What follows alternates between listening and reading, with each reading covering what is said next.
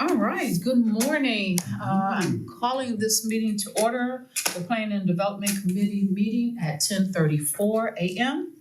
Welcome to our second round of our developers meeting, talking about zoning and how we can actually help build and help Cleveland Heights thrive with new development.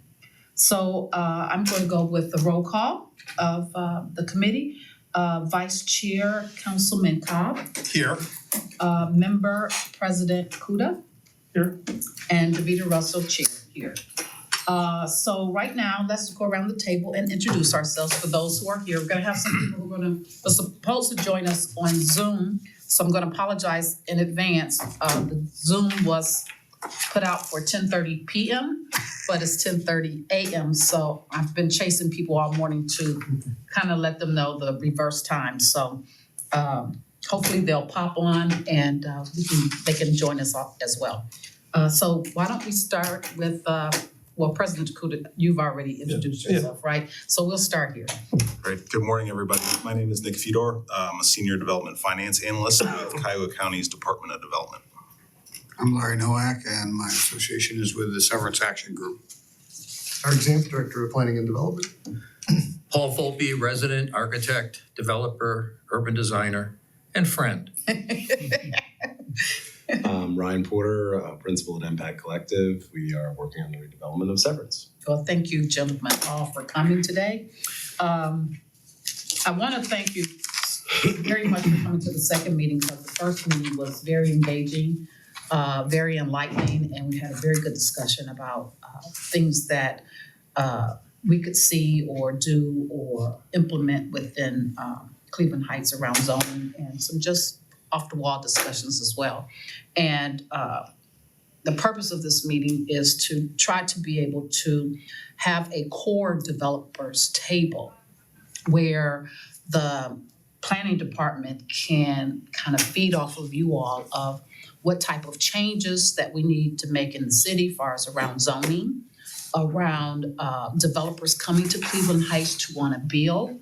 What do we need to do to be unique, to be able to open the doors and developers start to run this way to say we want to build. Yeah, run this way to want to build here. So we have in Cleveland Heights, we have quite a few vacant lots. We have some areas that need some development. We need some areas that need improvement. And from hearing from developers, Cleveland Heights is a hard city to work in and to get things done. And we want to change that. We don't want that out there, that we're a tough city and we're hard to work with and whatever. So we're going to say that's back in the past, and we want to move forward with opening up the doors and working with developers so you all can give us ideals of how we can change things to make things easier for developers. Because guess what? If you're going to come to our city and you're going to develop here, we need to know what you need. We need to know what you want and what you're looking for. So I'm gonna turn it over to our Director of Planning and Development to just give a little brief discussion on what would be very helpful for the planning and development to hear from developers. Thank you, Vice President Russell, Chair of the committee.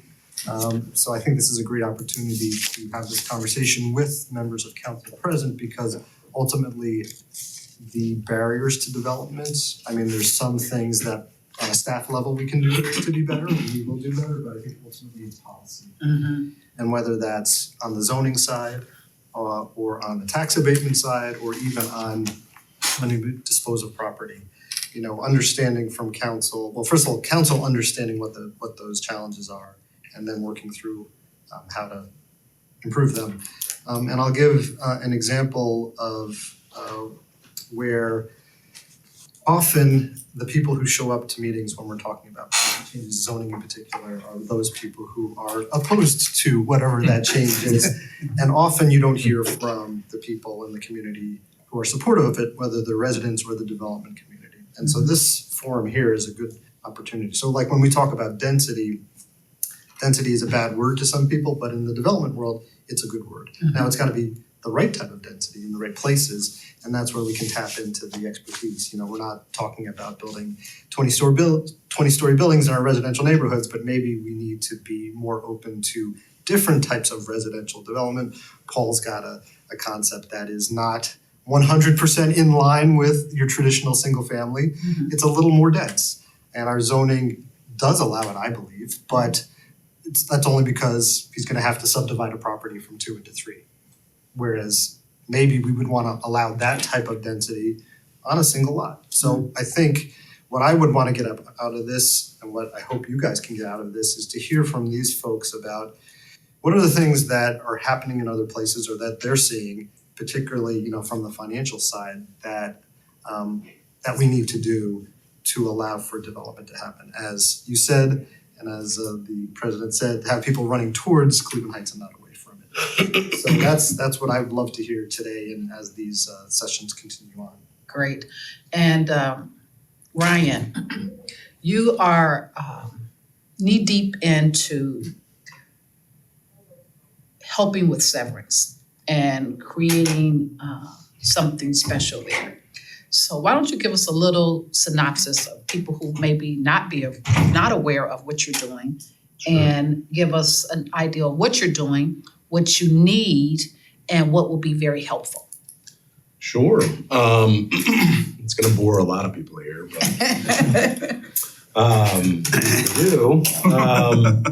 yeah, so we've been working for about 9 months officially on severance, and we're trying to take a very kind of comprehensive look at the effort, and we go through a fairly stringent process, and because usually we're working on downtowns, and we're usually in a public-private partnership with municipalities. So it's funny, I was with somebody this morning and I was saying, they were like, well, you know, why are you doing this RAP document that I'm finishing right now? And I was like, well, we do it normally with our public-private partnerships because the municipality needs to see milestones, right? We need to see things accomplished over a certain time, especially if I'm going to get rights to municipal land that is owned by the public, right? But in this case, we're developing a private piece of land, but we still want to go through our process. Right. So we are finalizing our recommended action plan this week, and then that is going to kind of outline for everybody and be published publicly what we've discovered. And that comes with community discoveries that we've had, which is not going to end, by the way. We're going to continue the crowdsourcing community engagement over time because everything evolves. You know, sewer discoveries that we've made, economic discoveries that we've made. The city commissioned a housing study that was just finished, which we published to talk about kind of rents and absorptions that are out there. You know, our thoughts on everything from financing to public space, to tax abatements, to funding sources. And that document will kind of codify all the work that we've done over the last 9 months so that we can take the next step in updating and working on a conceptual plan for the site that we can then go over with everybody to talk about. What does that look like? What are the impacts of that? You know, because we have to look at, if we're going to build this plan out over 20 years, what's going to be impact to schools and water and, sewers and traffic, and how are we going to mitigate those impacts? What are people's thoughts on that? And then all of that will go baked into a land use policy and zoning code that'll hopefully get adopted by the end of this year, which will allow us to then finance and hopefully start development on the first phase of the project. So that's kind of the layout of my plan and process that I've been going through, and we're fairly on track, which is good. But to your point, there are a lot of things other than zoning and land use policy that municipalities can do to help encourage development. Director Zanth mentioned tax abatement and funding sources that cities and counties and states can provide. I don't know why it came to mind, but I'm doing a project in Haverstraw, New York right now, where the county, Rockland County, just came up with a fund and then started providing low interest pre-development loans to developers. Which is really helpful because that's the most risky capital, right? And as long as it's tied to kind of the land and the deal, there's still security there for the municipality or the county that's providing that. But pre-dev loans at 2 to 3% can be very helpful. So we just got a $3 million pre-development loan. We're using that for soft costs, some acquisition, And it's a revolving loan fund, so when we pay it back, we can then tap into it again if we need it for short form construction financing. So I don't know why that came to mind, but as a tool, that's something that came to mind. I don't know whether the county has that. We don't have pre-development. Yeah. What county did you say that was? Rockland County? Rockland? Yeah, New York. So give us a little bit of what is a pre-development loan? So that provides a loan to developers or a developer that they can utilize for soft costs, for legal, architecture work, planning and design work, All the stuff you're doing right now. all the stuff I'm doing right now. Yeah, exactly. And that is very hard money to get. And traditionally developers, that's their at-risk sponsor capital, their equity that they put into the deal. But a lot of times deals take so much pre-dev capital, like our Haverstraw deal is 600,000 square feet of development, 450 units, and it's gonna be $5 to $6 million in pre-development spend, plus the acquisition costs for the private land around the municipal land that we're developing. So it's just helpful to have a lower cost source of financing for that, especially in a revolving manner, to move the deal along. So, anyways. Okay. So basically, what you get out of a pre-development loan is just the lower interest rate? Basically, Okay. yeah, because like our partnership there can borrow money at 6 to 8%, you know, but we're borrowing money now from the county at 2 to 3%, Okay, right? And it's revolving, Okay. so. okay. All right, all right. Yes, I think I have a couple questions. So you're 9 months into this, the contract was for 20 months. Yeah, Do you have like kind of a brief timeline, like, you know, in 3 months, we're gonna be here, you know, so, and then, you know, the finish line being, you know, here's the plan. yes, I have a very specific timeline. Yeah, I mean, right, you know, just kind of the next big steps, which you'll see in the wrap, right? Is kind of by the end of April, I'm hoping to have draft uses, draft conceptual plans, and build out analysis for the site. And then by kind of May, June, July, we want to have at least kind of the updated of the impact analysis, draft zoning maps, a regulating plan in place, and then eventually we'll work on the text in August, and you know, hope to have a full zoning text? proposal. The text for the zoning change. Oh, okay, got it. Yeah, the actual words, right? Yeah. With the goal of the fall, kind of September, October, being in a position where we have kind of a draft package, full zoning package, so that we can start reviewing it with everybody in hopes of getting it adopted by the end of the year or the beginning of next year. And then that gives me, you know, I have to simultaneously be working with sponsors and financing to try to lock in my valuation by March, which is my deal with NAMDAR. Yeah. And do I you, think I'll get there, and if I don't, I think they'll give me more time. so do you give them periodic reports? I would imagine they have some kind of, like, they want to hear from you from time to time. NAMDAR. Oh, NAMDAR? Yeah. I talk to them every week. Yeah. So And partly because, so like 2 weeks ago, I flew up to Bangor, Maine with the COO of NAMDAR to look at the Bangor Mall that's falling apart. So, you know, they are very happy with our relationship thus far and what we're bringing to the table. Severance being the first one we're working on together. And they want to kind of look at expanding that relationship.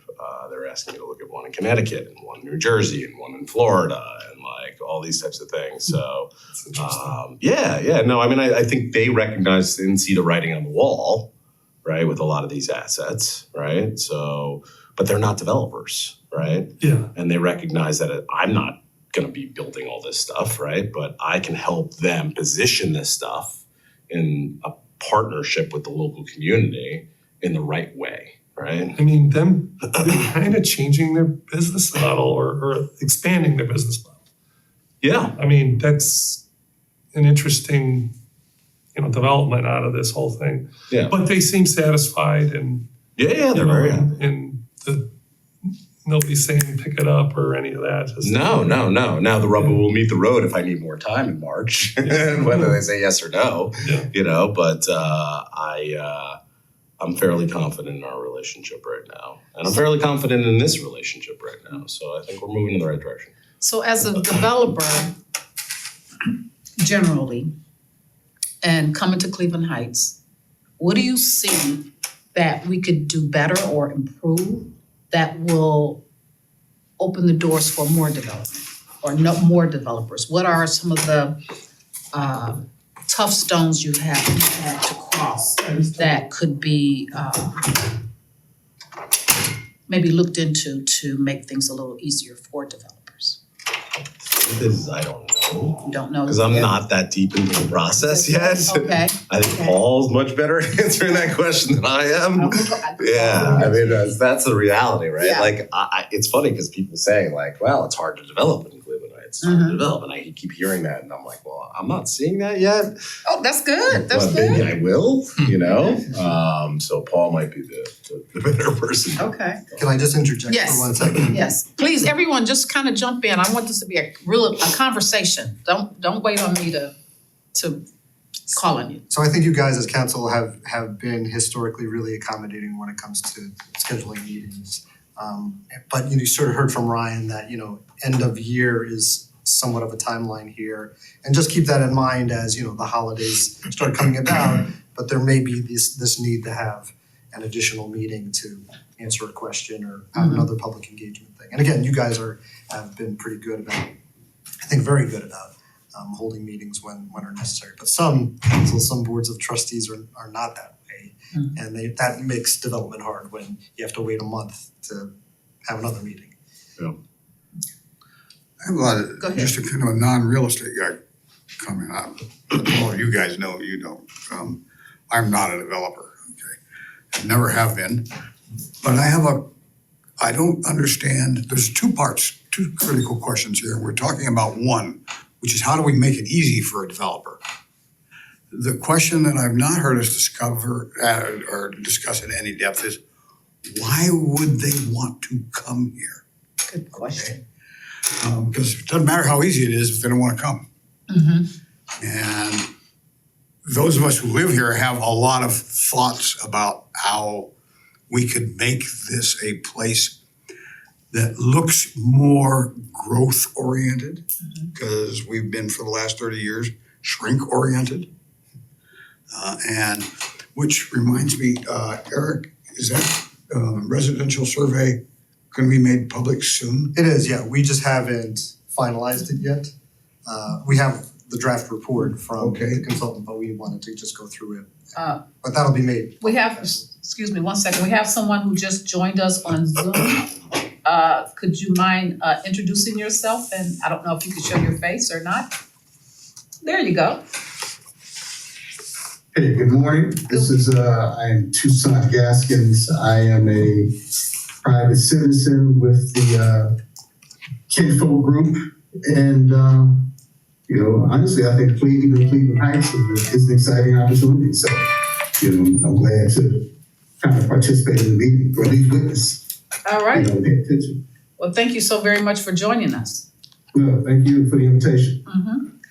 Okay, that was a very good question. I think we talked about at the last meeting having a vision of where developers come in and we really don't have a vision of what different parcels of land, what we want on that parcels of land. It's just trying to say, okay, we want a developer, and then developers say, okay, I want to do this parcel, and they come up with something, and then everybody says, no, we don't want that there. Where we don't envision or have a vision of what we think should go there to say, oh, if a developer is interested in those different ideals, they can say, oh, I can come in and I can build that, or I can do that. Let's talk about that. Paul, give us a little bit of insight on what would be something visionary as far as coming into Cleveland Heights, what we could do better as far as developers, as far as making things easy, more attractive and visual, so that if you have three parcels of land, And someone can say, I want a mini mall here, and the city says, well, it would look good if it's a grocery store. And we envision a grocery store here. Now we have a developer who comes in who specializes in grocery stores. They kind of know what you want on that parcel of land and can give you a design. So the city has a vision of what we want, or what the residents is looking for in those different parcels of land. Give me your thoughts on some of that, and then tell us what do you think is the hardest hurdle of doing development in Cleveland Heights as well? Okay. Well, I mean, there's covering a lot of ground, and it's hard to know where to start. I guess I want to start back with the principle of zoning, and what Eric said.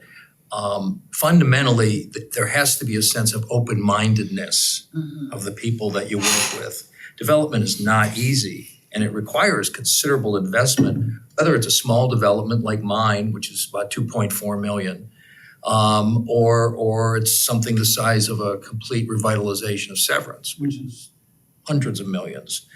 But the bottom line is that if you come into a city and you are welcomed by people that have a sense of place about the city and can share that, especially if you're coming from out of town.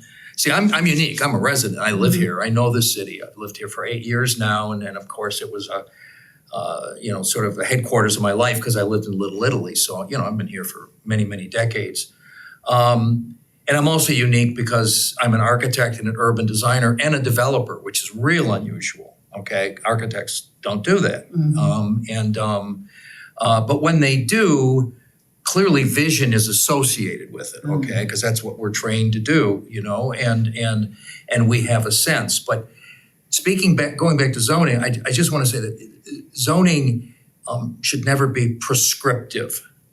Zoning should be not static, it should be dynamic. And this guy, he understands that. That's why we see these things that are coming out of his office, secondary residences and changes that sometimes are subtle, most people don't know about. What people do see is they see change, and they don't like change. People tend to not like change, and that's why zoning is tough, because it can't be static. It should be dynamic. It should be adaptable. That's what I think, and that's what we're doing in my case. Is Eric and I are working together to adapt a piece of existing zoning that if it doesn't evolve, this property, and we have hundreds of them, is going to sit vacant for another 100 years. It's never been built on. Just been ignored. The example I use is hidden in plain sight. It's right there. But because I'm a nutcase and I saw the opportunity, I'm going to develop it, and it's going to be wonderful, and we're going to get it done. And it's a precedent. And the more you do, the more it'll get done. Yeah. People see things and they talk about them and they see value in it. And that's where the other thing I want to mention, and then I'll be quiet, is the identification of assets. Okay, when one understands the assets within a community, and we have a number of them, but our proximity to University Circle, which is the eds and the meds and all of that stuff, culture and arts, the diversity on many levels in Cleveland Heights is marvelous, and our business districts. We've got really great districts. They have declined. Some of them have gone up, but they have to be monitored like you monitor the human body. They're living things. And we don't do enough of that. We're not able to do enough of that. We have to build our departments so that they can do those sorts of things, and recognize that development occurs because of those assets. As soon as we start to ask ourselves or acknowledge that development is not occurring because those assets are declining, we're in real trouble. Okay, and that's if we ever get into Noble Road, which we've been talking about. That's our biggest challenge. But we've got to start on the optimistic, not presumptive level, but the optimistic level that we can reverse the decline. And I think that answers Larry's question about why would people come here. I mean, that last part about our business districts, about the diversity here, about the access to the arts and culture and the meds and eds and all that.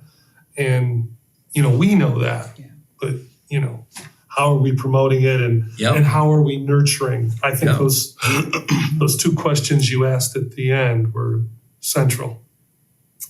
If we could come back to a second to the idea of the city having a very clear vision for development. I think that's very different than the city having a prescriptive vision for any development site. I almost thought Paul was gonna say this, so I'll say it for him.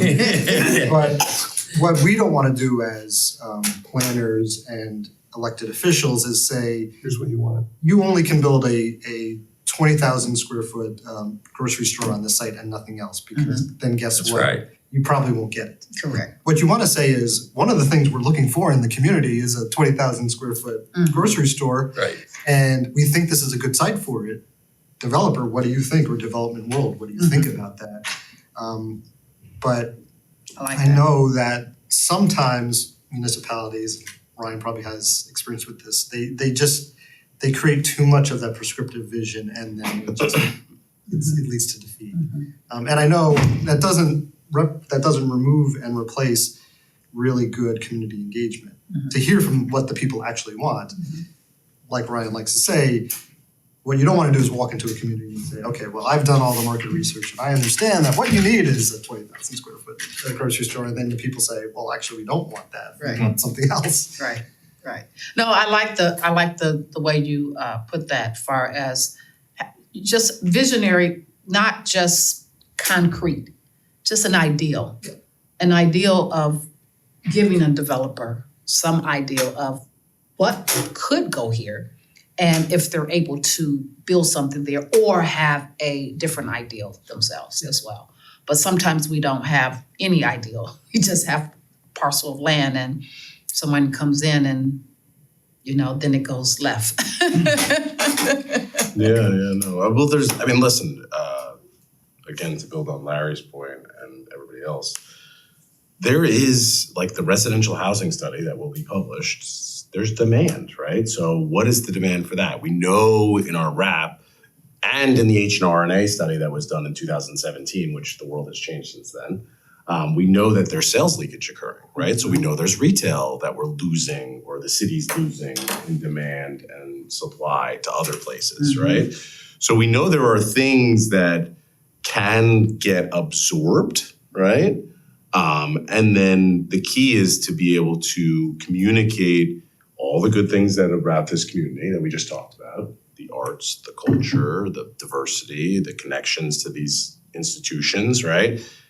Communicate also the market that exists here from a professional perspective, and then create a land use policy that's, water can flow into, right? Because water wants to flow into places that are least resistant, right? So those three pieces of the puzzle together, I think, combined with any sort of economic development incentives you can provide, are the things that are going to help this city. When you talk about assets, one thing you may want to look into, I don't know if the program is going to exist in the current federal administration, but it exists today. And one thing that our team is working on in Chicago with another partner of ours, and maybe in our New Rochelle project, is the federal government put out a program called Putting Assets to Work. And it's a grant program that cities can apply for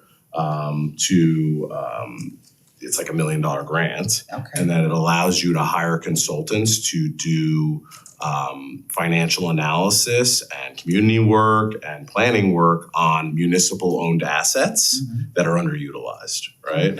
So, because most municipalities don't understand actually what they own, right? And what those uses and those assets could do for the community. So this is a way that you can get free dollars to hire somebody to look at those assets. Does the borrower have to be a governmental entity? What's that? Does the borrower have to be a governmental entity? It's not a loan, it's a grant, but yes, yeah. Okay. Yeah. So a developer couldn't ask for that for soft costs? Correct. Okay. Yeah. but like our team with 2 other teams are being hired by the city of Evanston outside of Chicago to help implement that grant, right? Because they have a community center that's been defunct for years. They have a this that's been defunct for years, and they want us to work with a bunch of other people. And we know the guy. So the former mayor of Salt Lake City, who was a congressperson, this guy Ben McAdams, he wrote the legislation when he was in Congress that eventually passed, and now he's, as they all do, he's a consultant going out there and getting these grants and doing the work. But he's a smart guy, and but finding things like that you can. I don't know what assets Cleveland Heights has. I mean, we know that you guys have a piece of land on Severance, right, on Mayfield Road that can be part of this project. But how many other pieces like that are there in this community that you should consider as something that can be turned into tax producing, economic development assets for this community? Yeah, I've been speaking with some developers out of Atlanta and one developer out of I think it's Maryland. They weren't able to get on today due to the mix-up. They'll be on tonight, though. They'll be on tonight. But I'll definitely will invite them for the next meeting. Some of the questions they asked was what type of finance or fundings or dollars that cities can give developers. So tell me, what is a developer actually looking for when they come to a city and they're looking for maybe a TIF, or they're looking for, what is a developer actually looking for the city to help them with financially? Want to start? Well, it depends on the kind of project. It varies so much. I mean, everything starts with property. Who owns the property? What does the property cost? If it's residual land bank property that or property that the city owns, and it's awkward and not worth a lot, like the one I'm looking to develop on. No, seriously, that is leverage for development, because developers look for leverage. They look for ways to underwrite, particularly pre-development costs. Before a project can work, you got to put a lot of money into it. You just do. He's right. I mean, my project going to cost me a lot of money, Sorry. and it may not get built. And it's all at risk dollars. And it's at risk dollars, and it may not get built. Maybe, is he trying to get on? I don't see anybody in the waiting room. No, you'd see them. I joined, Was that Toussaint's group? that was Greg Summer. I'm just gonna call him back. Addie's not here to figure out what's. Yeah, I can't get the Zoom link. You can't get the Zoom link? No, I don't have it. If you should, I'm watching it on YouTube right now. Sorry to disturb you. That's okay. I will send it to you. Thank you. Thank you. I think he has the one from tonight. Oh. Okay, go ahead. I'm gonna try to give him the Zoom link. Go ahead with the discussion. Why don't you tell us from the county, what the county offers and what they do for as development? Sure. So the county Department of Development offers gap financing for real estate projects, business expansion, business growth projects, all with a job creation component in mind. We typically see projects that have a senior lender already in place and we're the last dollars in, but for the county money, this project wouldn't happen. We offer below market interest rates, 5.5%. It's currently what we're offering over a 15-year term, fully amortized. The types of projects, I've been with the county a whole month, but I've been in the economic development space in Northeast Ohio for over 15 years. So I have that perspective as well. But the types of projects we're seeing at the county currently are primarily mixed use, residential, and a commercial ground floor use, both in the city of Cleveland and in communities throughout the county. But really residentially heavy right now in terms of development. We still get the kind of sole business expansion, wanting to acquire more land, whether it's in Cleveland or a neighboring community. But that's really the financing tool that we offer. We also have an Office of Small Business that really serves as a concierge service to businesses in the county. There's a lot of small business support organizations in the ecosystem. Sometimes it's hard to figure out where to go. So we serve as a concierge directing businesses that come into our office for that type of business. Does the development money, the construction dollars, it's subordinate to the construction loan? Correct. Yep. And then it's in front of the equity. Correct. Yep. Yeah. And we like to be, mezzanine, and we like to be secured by real estate. Something We don't offer pre-development. That's good. Something I'd like to mention Yep. that it just keeps going through my head as we're talking here is when we speak about zoning, and you know, it's one of the latest terms for zoning is form-based zoning. Okay, most people don't know what it means, and you know, and I suppose if one had to guess at what it means, it's we're going to try and define with form actual height, width, area coverage, you know, how things are on a lot or on a piece of property, but form is much more than that. Form and fit go hand in hand. Fit means appropriateness, contextual awareness. How does a development work within the fabric of a community that already exists? Because we are an established community. We're technically considered built out. Okay, here. I mean, Really? Severance. Yeah, I mean, look at Severance is there, whether or not it's redevelopable or not. Is something that we say. I mean, geez, Namdar's had the property for how many years? Pretty much in the same condition it's in today. It's just continued to decline, and fortunately, we have people today like him and him and him and him and all of us around the table that say, "Hey, enough is enough. We've got to grab this asset and Make it an asset. and make it an asset." Okay. And I think that that's really important in terms of understanding the essence of what's happening now regionally, actually nationally, but regionally, and that's this reference to residential. You said most of what we're doing is mixed use, and a lot of it is residentially based.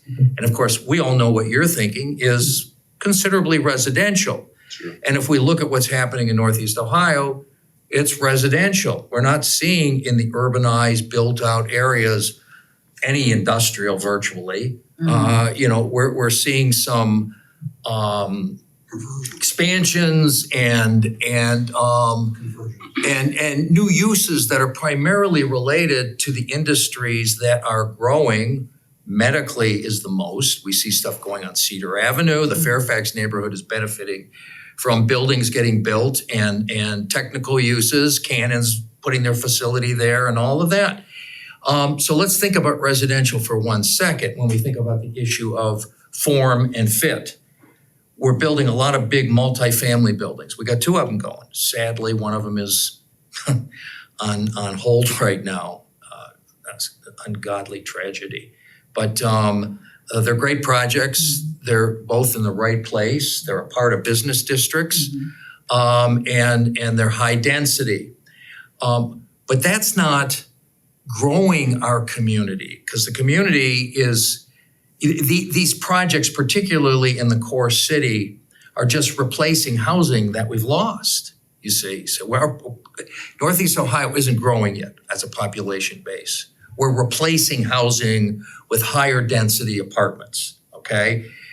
So discussing fit, I just want to offer something that I think about. And one of the things, I'm not interested in developing apartments. I'm interested in doing for sale housing. And I've told that to you, and I've told it to you and the rest of council, because I think there's a much greater market in for sale housing in Cleveland Heights than I do rental housing. I think so too. I don't think that at the end of the day, if growth and a revitalization that is sustainable and fits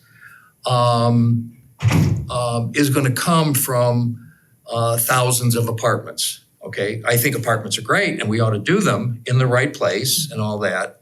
But I think that the replenishment of market rate for sale housing of all types and all cost levels is something that we ought to focus on. And that's what I'm most interested in, because that's what Cleveland Heights has always been.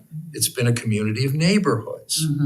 So, you know, when he writes zoning and presents it to us to look at, I know he's thinking about what fits, what makes sense. I have that same thought process as far as housing and affordable and all types of housing. Because I think, I don't know, I think some of the younger generation is into more of apartments, but maybe not. Maybe they're into, especially people who are starting with new families and things, they are looking for affordable homes or homes that's moderate or market rate, so they can get into an established a community and be a part of a community and build wealth, you know? I mean, that's something that can pass down from generation to generation to generation. And as the market skyrockets, it may be a time and place where once a person purchases a home, it may be their forever home. Because they may not be able to afford to continue to, you know, back in the day where you could purchase a home and then upgrade to another home somewhere else and upgrade to another home somewhere else until you get that dream home. And the way the market is skyrocketing now, people may just have to, whatever they purchase may be their dream home or forever home because the prices are getting so high. And I think that's one reason people are going to smaller homes, tiny homes, or, you know, where they could actually possibly, you know, maybe be affordable for some people who can't maybe afford those forever homes, you know. Those are other options as well. So I kind of agree with you with that as far as building. And I know that, I believe, is it HUD that's giving, and I heard about this, talked about at the National League of Cities, where I guess HUD is using, what is it, prefab? Prefab homes? Modular homes. That's what they call them, modular homes, where they're giving funds for people to do modular homes. I have not seen one. I don't know what it looks like, but all I can is, you know, to say a part of the home is built in a factory and then it comes out and then they build it in a day or two. That's kind of like, wow. We're gonna have those now. Future Heights is doing them. It was just, I just read it in the city newsletter that Future Heights has partnered with a local company. Yeah. And I've heard of them, but I haven't seen any of their product yet. But I'm excited. I hope I hope there's enough flexibility in the stylization of these homes and the design work. But the idea of modular is great. I think it's terrific. They're fast. It's quality from a sustainability standpoint. They're well insulated. They're real tight. And the question is, you know, what's the form, and will the form meet the market? Our definition of what Anybody buy them? Yeah. But these are not your, as they say, not your mother's modular homes. They're much improved, and you know, you wouldn't even know that a lot of these are actually built in a factory. Okay. I've never seen them, but when I went to the National League of Cities, they talked about these were going to be the next new homes, and that HUD was given money for developers to build those. So I figured they were coming soon, but I have not seen one as of yet. Have you seen one? Yeah. You have? So there's a couple in Cleveland. There's actually Eva Domus, which is a Cleveland Heights firm, does these, and they have one in Shaker, I believe. Okay. That you know, again, in Shaker, you would not know that this was a modular home that had been built. So we could probably, thinking about this community. It's a much better home. It's Quality wise? quality wise. Because you build it in a factory. Think about it. Either like you have a human putting a house together or a machine putting a house together. It comes out Like the envelope of the building is a lot tighter, right? So from an energy efficiency perspective, from a constructability perspective, it's still like, I mean, we looked at it for a bunch of projects over the years. The challenge is that what I still see is that the cost per square foot is still higher than something that's built on site. Really? Where you save your money is the time of installation, right? So it's a lot faster than building on site because it's manufactured and it's dropped on a set site, right? So you do all the site work, you do your foundations, and then you set the building that's already been manufactured on top of it, finish the envelope, do the landscaping. So you can save a ton of time, which is money, right? Because your construction debt, you're paying less interest the quicker you can refinance, right? So it's that balance that goes on. So then you start talking about shipping costs and what's the distance to the manufacturing facility, so there's a lot of kind of things that go into. Is there an economy of scale problem now because they're just, started? Once. Yeah, there's a ton of manufactured price home of- facilities. The one you're talking about is like basically a tiny little company here that's. Right. But they have a factory that they share with other people in Pennsylvania, so Yeah. the distance isn't too Too bad. Yeah, a lot of these are in Pennsylvania. That was a hub start of, I visited a couple factories in Pennsylvania, of modular homes. Well, Cleveland has an RFP out right now, if you didn't know. City of Cleveland. Yes. To nationally, to modular manufacturers.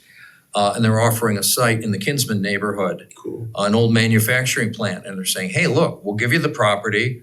We'll provide you with funding. I don't know if the county's involved, but we'll provide you with funding to rehabilitate, to adapt it, to do high production home manufacturing to fill lots. And it's a great idea. Part of it scares me though, because part of it is what are we going to end up with? You still have to regulate design. You still have to have people design homes that are the kind of look at our homes, are the best. Our neighborhoods are beautiful. I don't want to end up with something that looks like Moscow, thank you. So these things have to be thought through. Are they 2-story or are they 1-story or do they have basements? They do both. They do both. Oh, okay. Habitat for Humanity's done a few locally in Oh, Cleveland. I don't know what manufacturer they've purchased from, but they've done a few. They do modular high rises. They exist in New York City. There's one. Hotels are built like that all the time, like modular boxes. They just stack them on top of each other. Not that that's what Yeah. you want, but Yeah. I'm just saying that there's a diverse product offering in the modular world. For residential construction, the other way to do it, which we're looking at for our project that we're talking about, is panelized construction. You still have to have a factory, you still gotta build it inside, but you build sections of the place, walls. You're not building a module that you stack things together, but you're panelizing the walls. And that's one of the things we can do with computers, is that we can so accurately dimension things that they can be laid out, put together. In fact, there's a factory in Akron, but they don't use wood, they use steel studs. And their work is amazing. And they can either do systemized construction, which is that, or they can do modular construction. They're great. Will they do the, you're an architect, so it's not really applicable to you, but will they do a lot of the design work for you? Well, they'll do all of the structural design work. Yeah. They'll put it all together with 3D modeling, and they use Revit and AutoCAD. Yeah.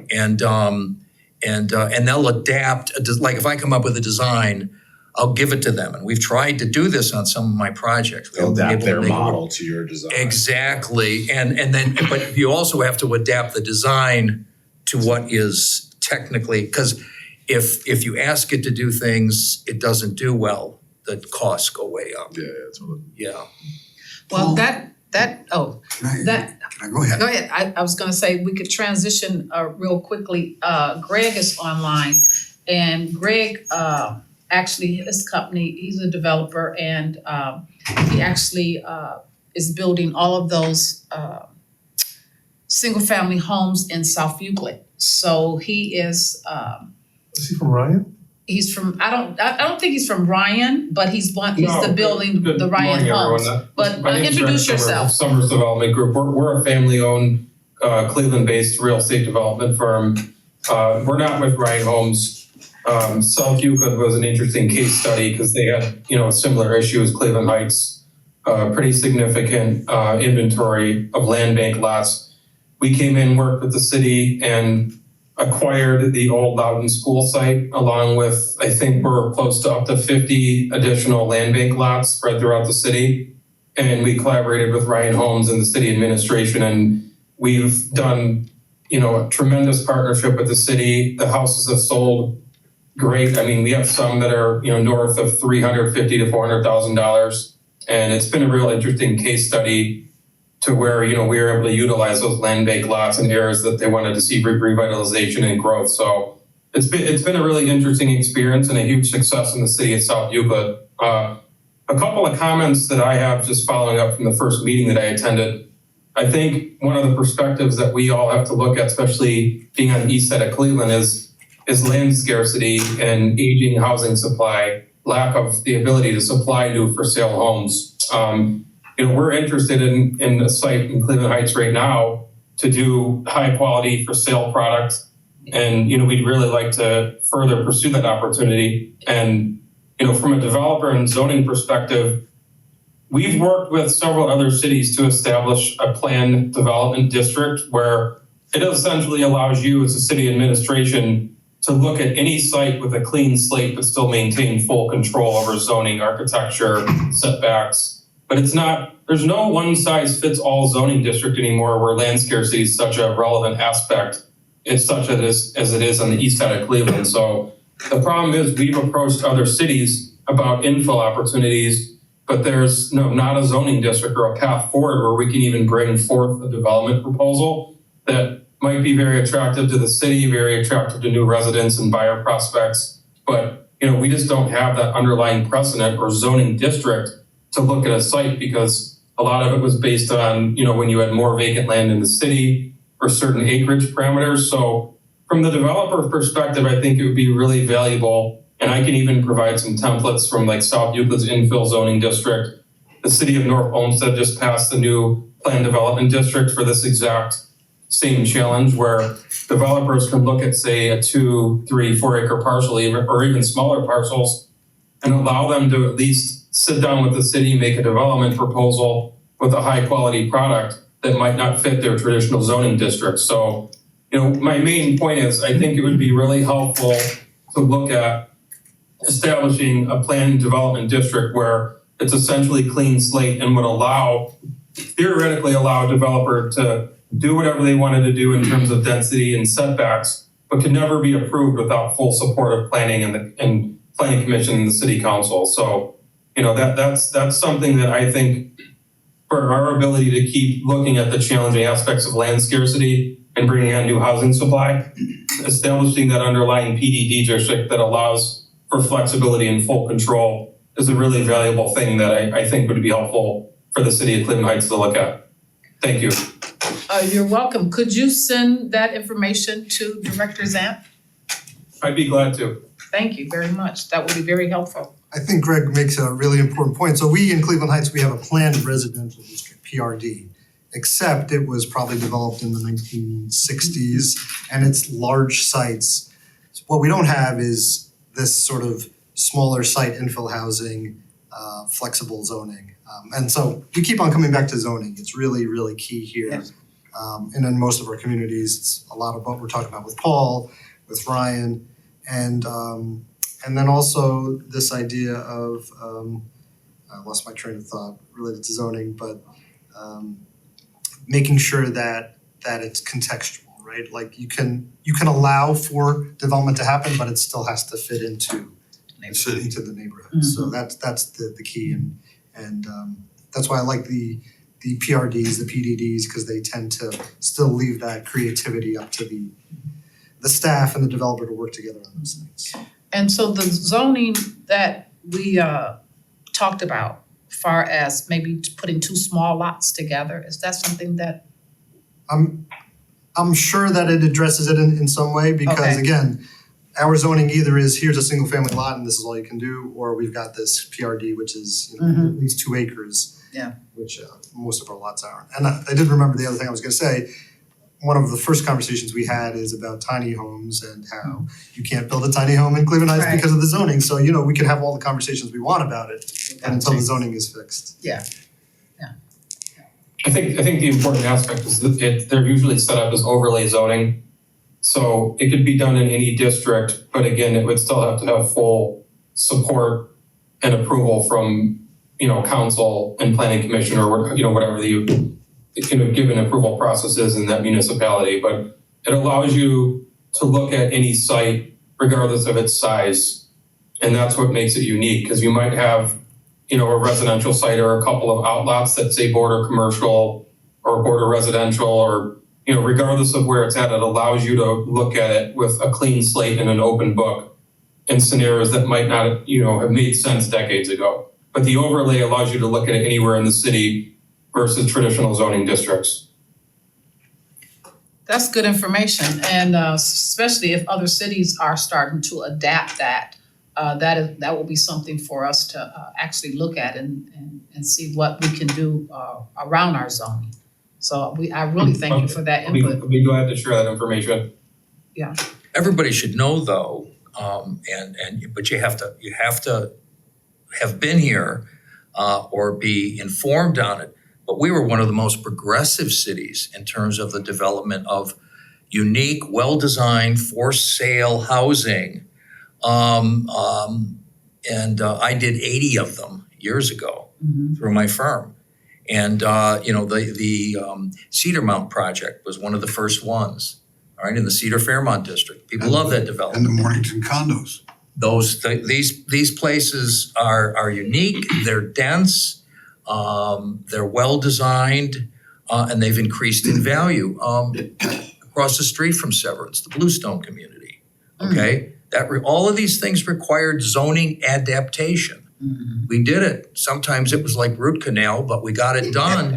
And it wasn't because people were opposed to it, because we didn't have the mechanisms in place to get it done. Well, he's providing those mechanisms so that we can adapt and do things, just like, we talked about the other day with my project, and then things will happen again. There was a big gap between those 80 houses and the completion of Bluestone and today. And that was, a lot of it was market and a lot of it was just the things we talked about in terms of the city's perception. People weren't building here, they weren't buying here, they were skipping over Cleveland Heights and heading to other places. And we've got to reverse that. That's true. Larry, you had a question, I'm sorry. This goes way back, so Go ahead. this may not be the right time to address it, but do you remember the E.F. Hauserman Company? Yeah, They did pre-engineered, prefabricated interior wall systems. yep. Is that similar to the kind of thing you're talking Yep. about now? Mhm. Okay, because I ran that company for 4 years, so I know That's that cool. one. I can help you with that one. Yeah. Well, They were probably the best in the business at the time. Well, every wall inside the Empire State Building. at one point in time Didn't know was a that. Hauserman wall. Interesting. Interesting. So, That tells you how far back it goes. We're talking a century ago that people were building that kind of wall, and now we're talking about it again as new and innovative. so Director Zam, so moving forward, what can we do or what do we need to do to help with opening up this zoning? I know Greg's gonna send you some information. You can look at what can we do to help open up this zoning. So this is no secret, we spoke about council providing some funding in 2025 for us to bring on some technical experts to assist us with that. And I believe that was put into the budget, right? So this is a budget discussion, maybe now is not the right place, but the long story short is, if you remember, it was an ARPA request. Yes. by the council vice president, and then the staff said, hey, we think this could be handled in the budget. I don't believe it's in the currently proposed budget, Okay. to the extent that we had discussed previously. Didn't you propose it? No, because at the time that I proposed the budget in It was already October, done. November, it was still in ARPA. Yeah, Oh, but he made a request to council that, remember the lighting and the things that I had put forward for the lighting that we could not do? I asked that money be moved over to do rezoning for tiny homes and other homes. And it was what, 200,000? Yeah, you wanted a little bit more than that, but Yeah. 200 was where we Yeah. landed. To move over to planning and development so they could get a consultant to figure out the zoning for tiny homes as well as other homes. well, given that we're still. And I talked about it with Addie yesterday Mhm. when we were talking to Bill. I says, don't forget these two things that we need to make sure, and she said it was, so I have to just check with her. But you recall the conversation? I do. If it's unallocated ARPA dollars that we shifted over, that money should be sitting there somewhere to be utilized. And if not, if we need to do some legislation to budget for that, it shouldn't be a problem. Thank you. If I could, Yes, my please. one concern, since we don't have to submit zoning changes to the voters, we can make these decisions legislatively. My concern is that we don't do enough to publicize either our zoning changes or any development deals that we do. I think we do a poor job of getting the word out to residents. And then that results in some unhappy feelings and a lot of bad publicity because residents feel that we voted on these things without bringing it to their attention, because as a practical matter, there's only a small group of people that are paying any attention to what happens at city council meetings. So our city publications and our social media, we need to broadcast these changes, and then if someone later complains about it, they didn't know about it, we were able to point to, this is all the publicity that was put out about it. I don't disagree with Very well stated. Councilor Cobb there, and it's a challenge in zoning just in general because these are not things that people, even if they care about development, they don't get what the zoning means to development.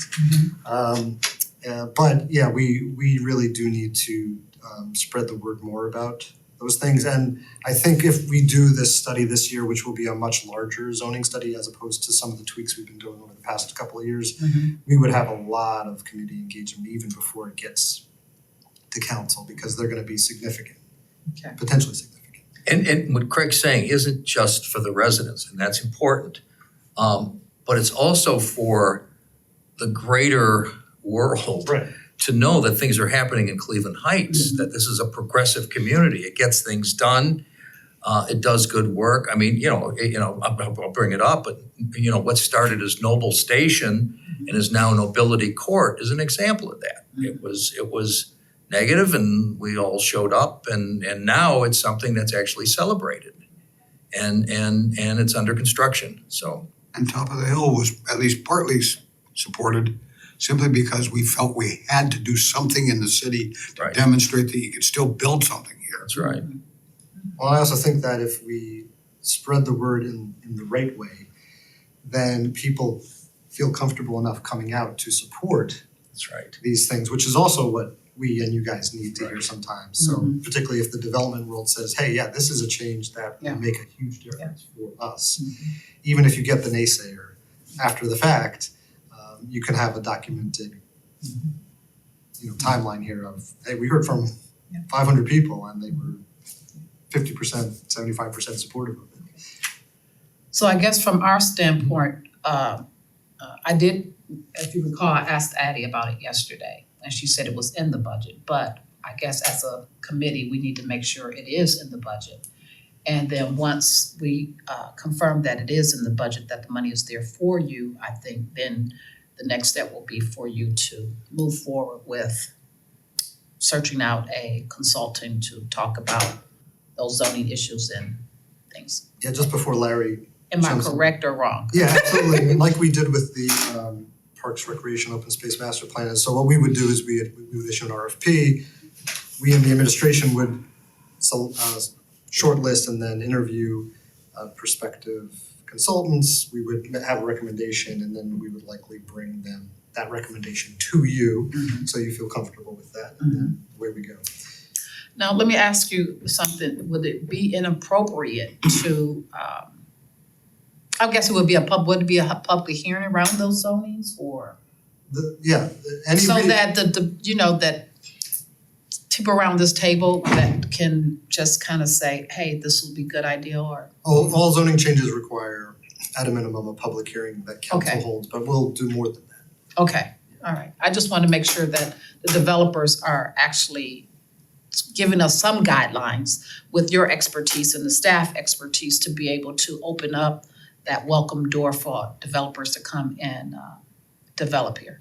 Yeah, and we would certainly solicit's the wrong word, but we would engage with the development world to say, hey, here's our proposed changes, or we're working on these changes, provide your input, we want to integrate it. Oh, that's great, that's great. Yes, Larry? For you, Craig, did I understand you to say that if it was in fact, there were $200,000 allocated out of the ARPA funds, that they, A, would still be out there somewhere, if we can find them, and B, that would eliminate the need to have it in the budget, right? Well, it's in the budget, it's not As just an in the ARPA fund, budget as that line item. So what had happened is that it had been proposed as an ARPA allocation, but in the conversations with council, we said this was more appropriate Rolled it into the budget. general fund, because then it doesn't have the strings attached of having to complete everything in a certain period that the US Treasury requires. So Okay. the idea was, yes, council, we're supportive of that, and we just have to put it into our 2025 budget. That was smart. Yeah, so we just have to make sure that it's there so that once the budget is done, that he has it. And we can still amend the budget if it's Yeah. not. Yes. And that's kind of, Mhm. if there is a beauty to a temporary budget, that's certainly part of it, that we have some flexibility and, that we're not just willy-nilly doing Yeah. budget adjustments, like every 15 minutes. Yeah, that was one of my requests, so, and I appreciate you all supporting that as well. I think all of council was very supportive, if I remember correctly. You have another question? No. Okay, all right. So if there's anything else, would you all love to continue this type of meeting and maybe some more? Because I actually have a couple people who's out of state would love to join us and participate as well. One gentleman out of Washington who could talk about funding as well for developers. Another gentleman from, I think, Maryland. I think his specialty is either tiny homes, but he wants to actually do some development here as well. So I would like to give them an opportunity, since they're out of town, to be able, and I would like to do it around your schedule as well, so that when you're in town, that we can possibly have another meeting, if that's okay with you all. Yeah. I was, Yes. Before we break, I'm Yes. sorry, go ahead. no, I was gonna talk about. While we have Mr. Summers on, could we hear from you about the challenges that I think that you're faced with in doing infill housing and inner ring suburbs, given the cost of constructing these homes, what you could reasonably sell them for, the necessity for a developer, I think, to have access to multiple lots or a large lot where you can do, I don't know what the term is, construct a lot of homes at one time versus, one developer going to one lot and building a house, and then we're just splitting all these lots up among multi-developers, if that's making any sense. Oh, no, absolutely. And again, South Euclid is a great example. Is they're right down the road adjoining you guys. When we worked with South Euclid, I mean, we flooded them with building permits, and they had an ARB process, and we had to sit at the round table with the entire administration because they hadn't seen a flood of housing like this in many decades. So we were able to sit down with the administration and they were willing to essentially modify their process with ARB, meeting deadlines, and work with us. You know, there was utility challenges. I mean, I think these roundtable discussions are huge, but, you know, there were some barriers for us to be able to pull that off, that the city was willing, you know, within the limits of their capabilities to accommodate, because it was such a seismic change and such a positive impact to the community. They were able to alter timelines and not just say, you know, it has to be 30 days before ARB, you know, processing, you know, building permit applications. I mean, there has to be change on the city administration side in the process with the changing times and demands of what the real estate market is and the challenges involved now. Like Eric said, I mean, we're working on zoning codes that were based upon the premise of many decades ago, and the whole climate's changed from permitting, costs, you know, access to capital, interest rates, affordability. You know, I think the willingness to look at the process and enhance the process and work with developers, it's not, there's not an easy answer to your question.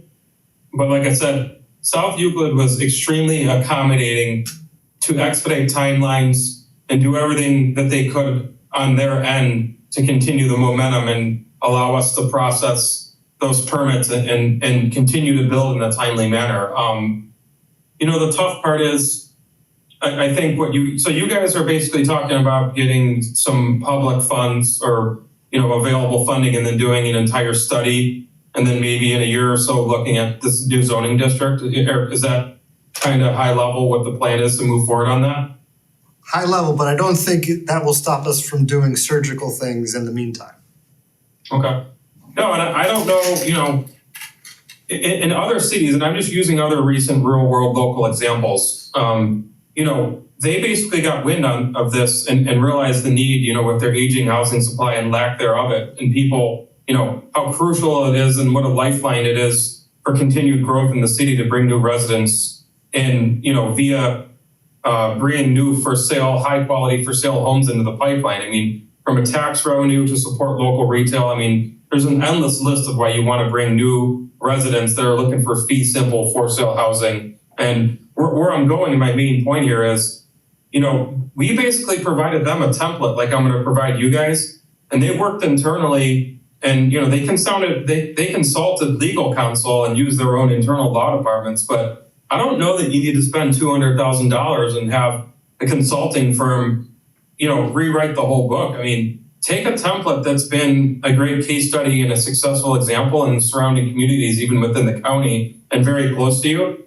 and, you know, start the process internally. I mean, you have a law department, you can have an informal work session with council planning. I mean, start the dialogue, start the process now. I mean, I'm not being unrealistic. I'm just trying to give you guys examples of what, you know, Councilwoman Russell told me to share examples of how we were able to break those barriers, how we can make progress. I mean, listen, I'm realistic. Everything takes time in government, you know, even on the development side, nothing's done quickly in our world, and we all know that. But, you know, my advice is take some of those success templates and those zoning codes that are working right now as we speak and just start the process internally. I mean, I don't think that can hurt. I mean, you can even have public work sessions. I mean, we have templates right now that we know are working in other communities and working very successfully. So why not just start the process now? And, you know, I don't know that you need $200,000 to hire a consulting firm to start the process. That's just my 2 cents based upon what we've seen in the past, you know, 5 years or so with the unique challenges we have of land scarcity and communities desiring, you know, to find a way to bring in new high quality housing into the pipeline. But where did you end up in cost structure and price point? What in the South Euclid project? Yeah.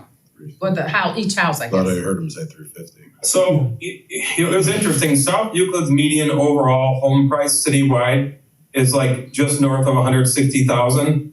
I don't think we just looked at this. I know that we are north of at least, I want to say 315,000 and up, with transfers into the 400s on scattered land bank lots in various neighborhoods in South Euclid. I mean, we set records with pricing, sales space, and absorption with South Euclid. I mean, we basically just brought on a new batch of 20 more scattered infill lots, and they were all sold before we even had the approvals and ARB and everything complete with the city. So, you know, but again, South Euclid expedited that process. I mean, they opened that RFP, they, you know, allowed us to come in, we put them under contract, we met with One South Euclid, you know, who's their conduit and nonprofit for them being able to sell city-owned property. The process was very quick, very efficient, and we sold a majority of all their land bank lots in the city, everything north of at least $300,000. What was the cheapest, the most affordable home cost, I should say? I love that. There was a couple houses, I think, over at Loudon that were, you know, I want to say, you know, maybe in the 250 to 270 range. Okay. So did you essentially, how many homes did they give you to, how many lots did you have? 50 something. I believe, and I don't have this open in front of me, but we've had 17 on the initial site. I want to say we're probably nearing 50. Okay, and that covers the school property? Yeah, there was only 17 on the initial primary school property, and then what we on top of the 17, we had like an additional 15 scattered throughout South Euclid in relative close vicinity to the Loudon neighborhood, and then we went, you know, as a follow up to the initial purchase, we've had at least 2 more batches of infill lots that we have put under contract in bulk, purchased from the city, and they're all sold and being built on. I think it's part of the problem you're getting to, Craig, is you have very little land. Yeah. Right? So like, No, we have a lot I of mean, when I look at a map Vacant of lots. this city, right? Like there's not a lot of like 10-acre parcels that are sitting there that you could put 50 homes on, right? But we have a lot of vacant lots Yes. spread out, just like he's doing. Some of them aren't that spread out. Well, true, but only thing I'm gonna say is, I met Greg because I was curious. I drive a school bus, so I'm in South Euclid. Yeah. And I have to come home that way. And as I was coming home, I saw these stakes in the ground for sale, homes for sale. And I was like, what in the world is going on? And I'm telling you, that area, they tore down homes and put new homes in it. It just blossomed. And then as I started to move around, it was homes everywhere. They were on Belvoir, they were on Lodding, they were just everywhere. They were all over the place. And it was just amazing to me that I'm kind of like Tony, having one person do one house here, then another person do another house here. How come we can't just do kind of like South Euclid? Well, that's the only way to do it economically, you know, with an So economy scale. I don't know, but that's, You can't do one here and one there. I want to mention too, your initial question was about cost. You know, we were not able to pay the city a lot of money for a lot of these lots. You know, the utility tie-ins alone, some of them we had to make open cuts in the pavement. There was no utility connection. So, you know, we couldn't pay the city a bunch of money, but they were looking at the long-term upside of, you know, bringing in millions of dollars worth of new residential homes and revitalizing neighborhoods.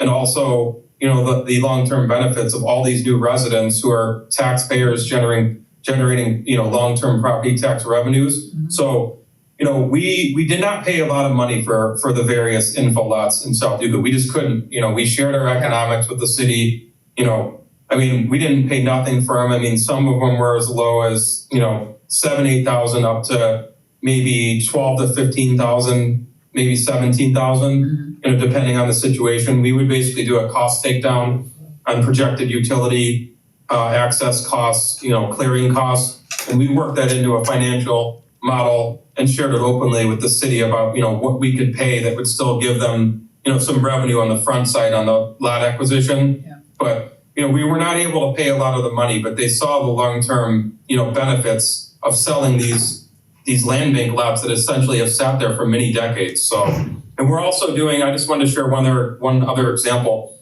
We purchased the infill site behind the St. John Cemetery, just east of Belvoir and Mayfield. Yes. And we also purchased a defunct development off Francis Court in South Euclid that somebody abandoned after the recent great real estate recession. And we're putting another 72 high quality infill townhomes on those two sites that, will average above, north of 300,000 a unit as well. And those are currently approved and will commence construction in the next 30 days. Do you have a sense for, That's another example though. South Euclid had that flexible per planned unit residential development code that allowed them to look at those sites with a clean slate and approve a high quality project where, if they didn't have that zoning code, we would not have been able to make that happen. do you have a sense for where your buyers are coming from? I don't have as much demographic information on that just because we serve strictly as the land developer in the transaction. Like Noble. Ryan Homes is doing all the construction and home sales. I could find out some more information for you guys and share it at a future meeting, but we don't have that much information because we're strictly the land developer. That's the role that we're, playing in the South Euclid deals that we're working on. Yeah, I know Grayton has about 10 maybe vacant lots, More than that. more than that, on that street alone, that could actually revitalize that whole street. DeSoto has 20. Yes. Greg, I got a quick question for you. One of the things I hear is, when it comes to our vacant lots, in infill housing, why would somebody buy a $350,000 home if it's sitting next to a $90,000 rental property? Because there's such significant demand and the market has changed so much and we have such a housing shortage in Cleveland and nationwide that people want to live in the city. They want to live close to amenities. Cleveland Heights is a very desirable community. South Euclid has done a great job in managing that city. I went to John Carroll. I'm a lifetime Cleveland resident. To answer your question, the times are changing. There's almost no inventory for anybody. The amazing part is that it's hard for me to even grasp being in the business for, almost 20 years. A starter house now is $300,000. You can't build a house even if you get the lot for free. It's hard to grasp. It really is. But That's what I said. people want to live in your community. They want to live in Cleveland Heights. They want to live in South Euclid. They want to live in the eastern suburbs, and there's nowhere else to go. And they have enough confidence in the city and the amenities and services it provides to invest in a house in the community, which, like I said, it's been a really interesting case study and it's been a really neat thing to be a part of. But one other thing I did want to share with you guys, on top of the planned unit residential zoning district that South Euclid has, they actually adopted, after this process started, they have a special traditional single family district in their residential zoning code that's called infill housing that can be overlaid on any existing residential lot in the city, because they saw that a lot of these lots that we were acquiring had irregularities, with shape, lot lines, setbacks and such.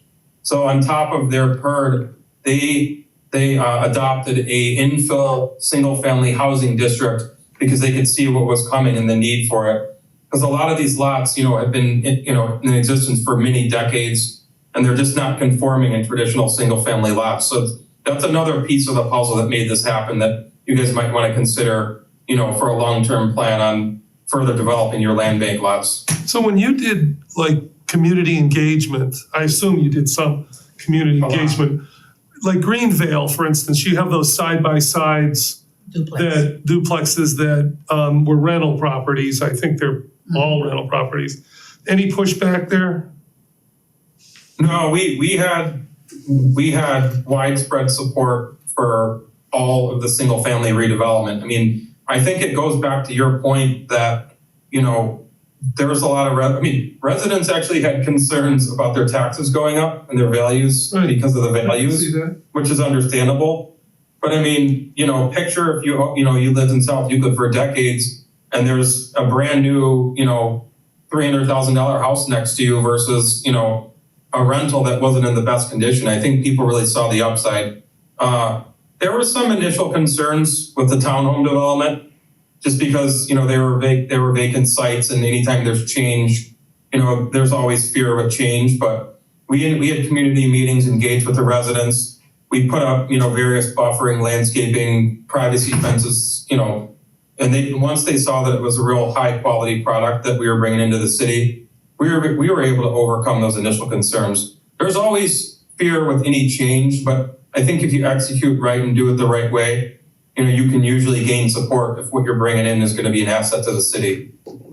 Thank you for that. Thank you so much. I have to jump. It was a pleasure meeting all of you guys, and I look forward to participating in future meetings, and I'll be glad to follow up and share all the information that I referenced today. Yeah, Greg, I think I'm going to have another meeting and I'm going to maybe invite South Euclid's planning and development directors and the chair of their planning development, and maybe we can talk about the zoning changes and the things that they did for info housing.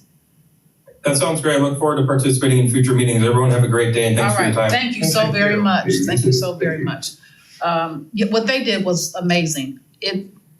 I could not believe, and it was quick, but what was more amazing is even though I live the Noble area, the back of my end of our area is South Euclid, right where they built all those The houses. stop sign. Yeah, so part of, when you go down Quilliams, half of it is South Euclid and half of it is Cleveland Heights. So on one part of the street where South Euclid is, where they're building all these homes, I could not believe how fast those homes sold. They were in a month. I don't even think a month. They just had Most of them were sold before they even put them up they there. were all spoken for. It was amazing. I just couldn't believe it. And the transformation is unbelievable. It really is. And one of the things that happened that set this up was there was an apartment building on Greenvale that was not great. Right. A lot of drug And the trafficking. And the mayor just, she came down and they just knocked it down. they tore down all of I mean, those. it was duplexes. decisive, and there was a vision, and there was an execution. Yeah. And the timing, I mean, it's really beautiful. I don't know what she did, because those duplexes were really prime real estate at one time. Everybody wanted them. But then they became to be, she was having a lot of problems with drugs and things was going on. But they pointed to different homes that was giving them the most trouble, and they took them down, period. I don't know how they got the properties or what they did, but when you turned around, they were vacant lots, I'll right bet you where all the this is trouble, abatement done right. wherever her trouble spots was, she lured those houses, and now there are brand new homes there and people are living there. So Where do we stand with our program? Because you send an RFP out, right? RFEI. RFEI, that's right. Do we have So- people that have responded? We have a bunch of people who have responded for both. There's the rehab properties and then the vacant lots properties. And give us an update. Yes, go ahead. So a brief update, and on Monday night I'll be giving another update. Okay, Because if that's I'm fine. allowed to, in my planning updates. But long story short is there's an initial phase that we are working to bring forward to council. And then sort of do that on a rolling basis. So not every property was bid upon. And so we're engaging with people again, including like Greg and others, to see if they have interest. But we have an initial batch that we want to bring forward. These are vacant lots? These would be the rehab Info- to start with. Oh, Because rehab. those are the most time sensitive, because every No, day I they goes by. understand. Okay. And I think you said my fear of here come the LLCs was not realized, right? Right, yeah, no, it was mostly well-established developers and rehabbers, a number of people who were one-offs. And that's sort of a thing we want to talk to you about. That's why that's not going to be in phase one, is, how much of this do we want to spread? How much do we want to just have a big chunk taken out, and how much do we want to spread to try to create a little bit of a ecosystem of developers? I did want to add one word of praise for Cleveland Heights and caution for what you heard from South Euclid.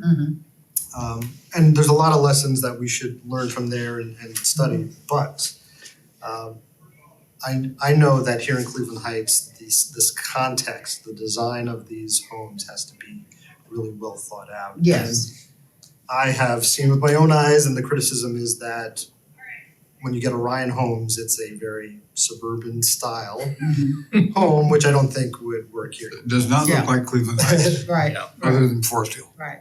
And I'm quite sure they probably, they I'll don't, vote be tested. they partnered with Ryan Homes, but if they, because they were just the land people, couldn't they partner with another company? Of course. Oh, okay. But that's all part, I mean, It's also a cost thing, right? Yeah, Like, it is. to throw up Orion Home, Yeah. you can charge $315,000 and still make money, right?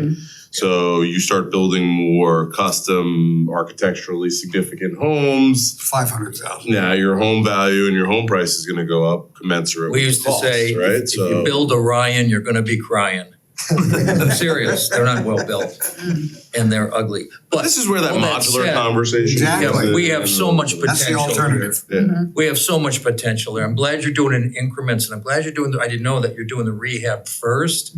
That's important to get the momentum started in the neighborhoods and it'll add value to the adjacent vacant lots and you can think those through because they're gonna take time. I mean, we could do wonderful things. Yeah. We just gotta kick it up as much as we can, you know? And Council President, I mean, to your point, like historically, when it comes to redevelopment, that question of why would anybody ever redevelop this site when it's next to that site? But the answer is because of the potential. People tend to see beyond that two-family structure. Oh, and the need is, the That's what market is happened there. in Yeah, That happened in the Huff area. of course. Oh, yeah. It happened in the Huff. No, I knew the answer. I just wanted to hear him say it, Sure. Yeah. you know, out loud. Yeah. And I think just listening to Greg, I don't think it's the, I'm speaking for myself. I'm hoping that you were thinking the same way. It's not basically talking about Ryan Homes. I think the fascination was that having one developer or two or three where you can see progress versus having some person or a developer build one home in one area and then wait another 5 years before one more house is built versus being able to say, okay, even if you cut it up and say, I'm gonna give Paul all of Grayton, every lot on Grayton, or I'm gonna give him every lot on whatever, where you have a variety, but everything they're moving together. It's not just, it's just, right now it's just, we don't have a lot of time to just kind of wait on for years and years and years for one house at a time. Yeah. And I think that's the fascination that this brought to us and to me, just to see it happen daily and to see people were actually buying those homes. And when I saw it, I said, golly, this is great for the Noble area because that's where they need homes and affordable homes. But the beautification of the homes as well. So, wow, I thought it was gonna be a short meeting, but we actually had a wonderful meeting. So I thank you all so much for coming. Maybe if I might, maybe Yes. at one of the meetings, if this continues, I have maybe we could do some, show some examples or case studies, put them up on the TV. I love to Because do we can that. share screen and Yes. and I certainly have things that I could share as examples of some of the things we've been talking about. Okay, well, let's do that for our next meeting. Would you all be willing to do something next month or you like to skip a month and do it the following month? When are you back in town, sir? I'm back the 25th through the 27th. Of March. I was supposed to come the 19th through the 21st, but I think I need to shift it a month, Okay. a week later, but All right. How I can is- also join by Zoom, so like I don't, Okay. All All right, all right. participate. Here's my Okay. contact. Because is that Schedule your around holiday? there. On. And I'm with a separate April tax. this year is your holiday? Okay, because I was worried about that. Okay, because I wanted to talk to another date with you for March 18th for the second Noble meeting. They wanted to do it, we were gonna do it March 4th, but they asked that I back it up to What the is that 18th. about? It's the businesses, the Okay. business district. You're more than welcome to pop in. So, cause I'm meeting Sarah, I was supposed to meet Sarah in 10 minutes, but, cause we're trying to plan, I'm going tomorrow to meet with Steve Sanders over at the Noble Library Mhm. to try to organize something for when I am in town in March. So With the let's- Noble neighbors and everybody Okay, else. so hold on, we're gonna close this meeting out and Okay, then yes, we sir. can talk about that offline, okay? Yeah. Is there anything else to come before us? No? Everyone is good with continuing? I know if you can't come, I know the county will Sure, send we'll certainly someone. have somebody here. So is that okay with everyone to continue? I Okay, heard some good news today, this morning. Sal Russo said that Grocery Outlet is still a go, even though they're having trouble nationally, they're kind of doing a little bit of austerity. It's mostly in rural areas, and our Grocery Outlet is still a go. great. It's Good. good news. Good news. Good news. Good news. Are they gonna replace, I hate to digress, are they gonna replace the historic parapet on the building? Or are they gonna put something less desirable? I know the answer to that. Talking Do about- ya? Yes, they sent the stonework off to be fabricated in a fiberglass or some composite material. That's what I figured. It'll get reinstalled this spring. But it'll look like it Be did. architecturally consistent. It's based on molds from Excellent. That's Westville, great news. That's Perfect. great news. Okay. Okay. All right. covered by their insurance. They had, their agent suggested that they get a rider that specifically covers Oh, wow. this kind of incident. I forget what it's called. How The lovely. falling parapet rider. Nice. Both of those things are great news. Well, to that end, this meeting is now adjourned. Thank you so